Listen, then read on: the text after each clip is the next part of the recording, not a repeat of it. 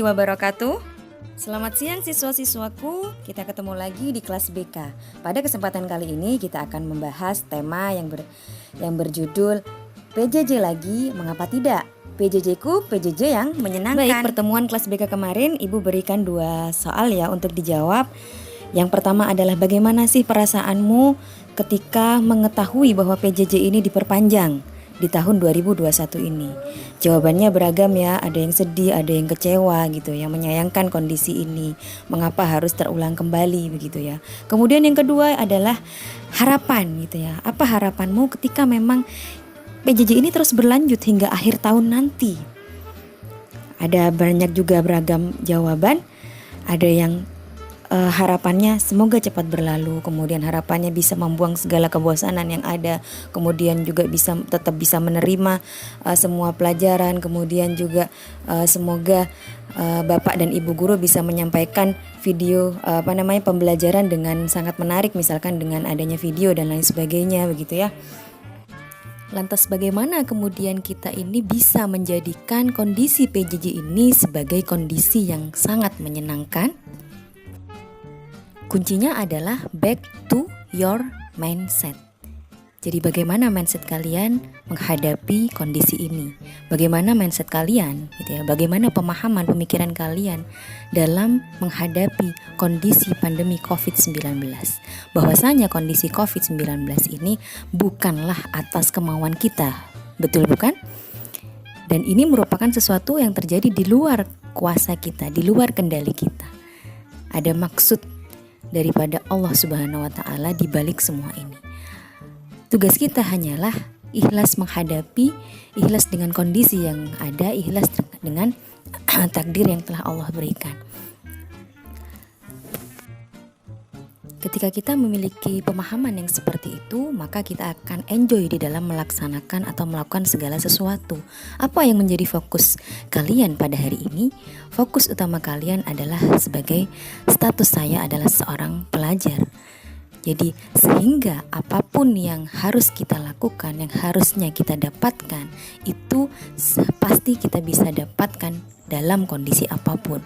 Misalkan bagaimana saya bisa memahami materi ini dalam kondisi yang online, maka apapun, bagaimanapun caranya akan kita lakukan demi kita bisa paham materi yang seharusnya kita dapatkan di sekolah ketika pertemuan tatap muka.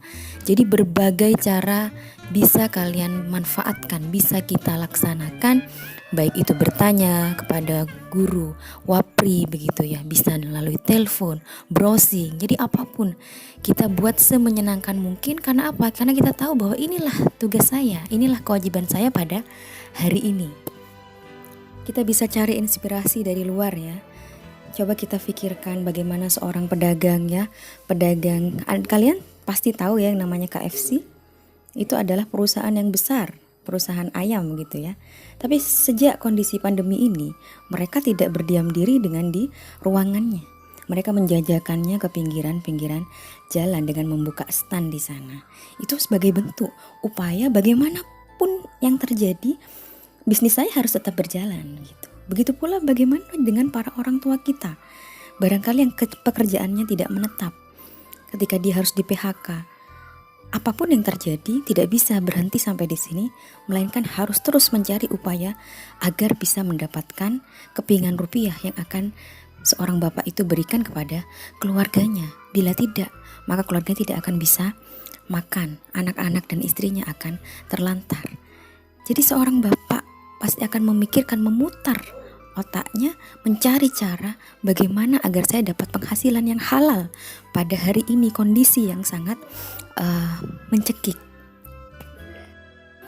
Kembali pada tugas kita hari ini, yaitu adalah sebagai seorang agent of change gitu ya, sebagai seorang pelajar yang nantinya akan menjadi seorang pengubah peradaban Indonesia. Jangan sampai hancur oleh kebodohan manusia.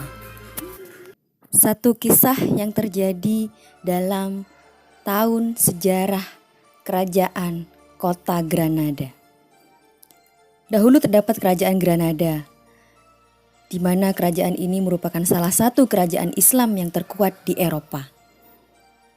Namun kemudian seiring dengan berjalannya waktu kerajaan ini mulai runtuh. Apa penyebabnya? Pasti karena ada serangan musuh. Tapi serangan musuh tentu tidak serta-merta dilakukan begitu saja. Banyak faktor yang harus diperhitungkan. Salah satunya adalah timing yang pas. Untuk mengetahui kapan timing yang pas, Raja Ferdinand dari Aragon perlu mengutus mata-mata. Jadi Raja Ferdinand, di tangan Raja Ferdinand inilah kemudian Granada runtuh. Yang dilakukan sang mata-mata cukup sederhana. Pantau apa ocehan masyarakat Granada pada saat itu. Suatu waktu ia melihat anak kecil menangis. Dihampirinya sang bocah itu dan bertanya tentang apa yang menyebabkannya menangis. "Aku menangis karena anak panahku tidak tepat sasaran," jawab sang bocah. "Bukankah kamu bisa mencobanya lagi?"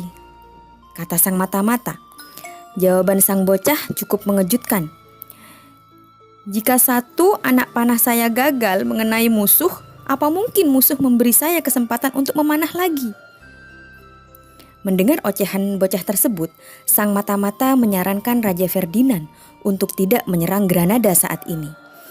Anak kecilnya aja begitu, gimana orang-orang tuanya?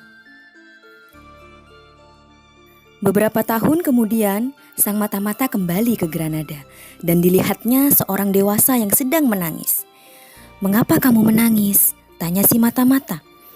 "Kekasihku, wanita yang dia cintai, pergi meninggalkanku," jawab si orang dewasa tersebut.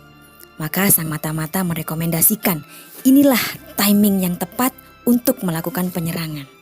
Jadi ketika seorang yang telah dewasa belum menikah, kemudian yang ada di dalam pikirannya, yang ada di dalam hatinya adalah ketika dia bersedih karena kehilangan kekasihnya. Karena menurut dia barangkali itulah masalah terbesar dalam kehidupannya. Tidak butuh lama, Granada sebagai benteng terakhir kaum muslimin di Eropa dapat dikuasai dengan mudah oleh Raja Ferdinand dan Ratu Elizabeth pada saat itu. Puncak malapetaka bagi kaum muslimin Granada adalah dengan dibentuknya lembaga inkuisisi atau pengadilan yang dibentuk oleh Dewan Gereja. Pilihannya hanya dua, menerima ajaran Katolik atau dibantai. Bayangkan, satu keteledoran, sebuah ocehan di masyarakat, sebuah pemaknaan terhadap sebuah masalah yang kurang pas akan menyebabkan satu kefatalan terhadap sebuah peradaban di Granada tersebut. Nah, silakan kalian cerna, silakan kalian ambil kesimpulan apa yang terjadi ketika pada hari ini kita tidak serius di dalam menuntut ilmu, mencari sebuah ilmu sehingga menapaki ilmu dengan derajat yang tertinggi.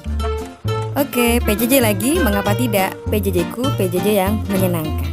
Demikian kelas BK hari ini, Ibu akhiri. Assalamualaikum warahmatullahi wabarakatuh.